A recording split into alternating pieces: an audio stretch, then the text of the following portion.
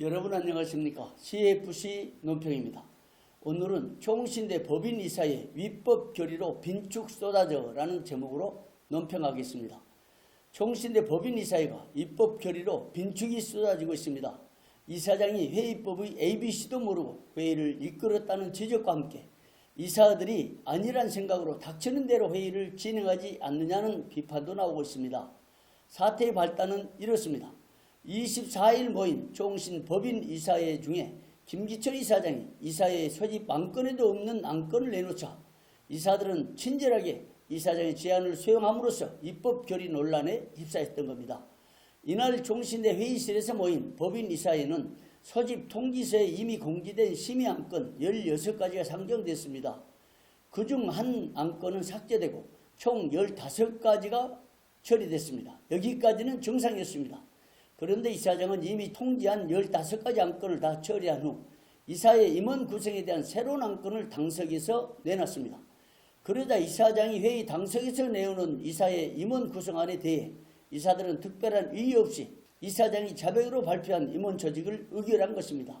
이런 식으로 상정된 안건도 아닌 당석 안건을 유유히 처리한 황당한 상황에 대해 교단 인사들은 이사장의 허약한 리더십에 대해 큰 우려를 표했습니다.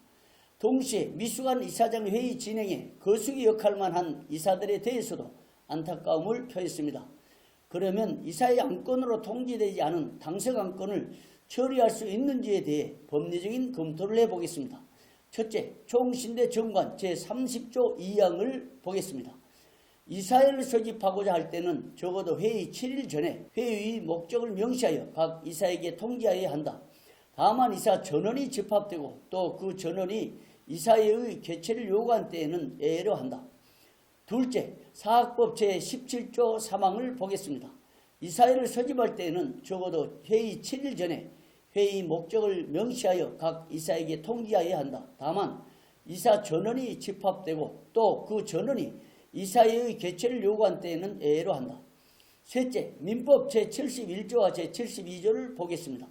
민법상 사단법인의 총회나 상법상 주주총회 및 이사회의 소집은 1주간 전에 그 회의 목적사항을 기재한 통지를 바라고 기타 정관에 정한 방법에 의하여야 한다.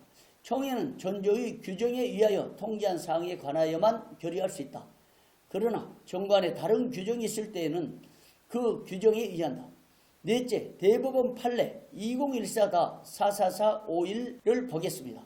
학교법인의 이사회는 학교법인의 필수적이면서 유일한 심의 의결 기관으로 소수의 이사들이 참여하여 결의가 이루어지는 점, 사립학교법 제17조 3항은 이사회를 소집할 때에는 적어도 회의 7일 전에 회의 목적을 명시하여 각 이사에게 통지하여야 하고 다만 이사 전원이 집합되고 또 전원이 이사회 개최를 요구하는 때를 예로 정하고 있는 점 등을 고려할 때 학교법인이 이사회를 개최하려면 회의 목적을 명시하여 적어도 이사회 개최일 7일 전까지 각 이사에게 통지하여야 하고 이러한 절차를 거치지 않은 채 이루어진 이사회 결의는 특별한 사정이 없는 한 무효이다. 이런 법문들을 보면 안건으로 통지되지 않은 사항을 당석에서 결의한 것은 무효입니다. 일반적으로 총신대 법인이사회는 통지된 안건만 처리해왔습니다. 그건 회의법의 ABC이며 어떤 회의든지 기본 상식입니다. 총회의 경우에도 상정되지 않는 안건을 처리할 수 없으며 교단의 모든 회의들 역시 그렇습니다. 하물며 총회의 지도하에 사학법을 준수해야 할 이사장과 이사들이 총신대 규정, 사학법, 민법, 대법원 판례 등을 정면으로 위반한 채 위법 결의를 한 것은 총신대 법인 이사장과 이사들의 수준을 대변해주는 황당한 사안이라고 할 수 있겠습니다.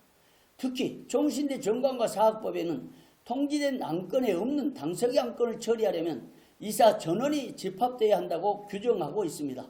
그런데 이날 회의에는 강재식 이사, 이송 이사가 불참했으며 동안건을 결의한 시점에는 소강석 이사, 송태근 이사가 이색한 상태였습니다. 따라서 총신대 정관이나 사학법에 정한 예외 규정에도 해당되지 않습니다. 더욱이 회순 채택을 임시 정하기로 결의했다 손 치더라도 이미 상정된 안건 외에는 당석 안건 처리는 불가능합니다. 더 나아가서 이사장이 제안한 임원 조직에 이사들이 동의했다는 주장도 설득력이 없습니다. 안건 자체가 불법이기 때문입니다. 지금까지 살펴본 것처럼 이번 이사에서 결의한 임원 조직은 효력이 없으며 불법임이 명백해졌습니다.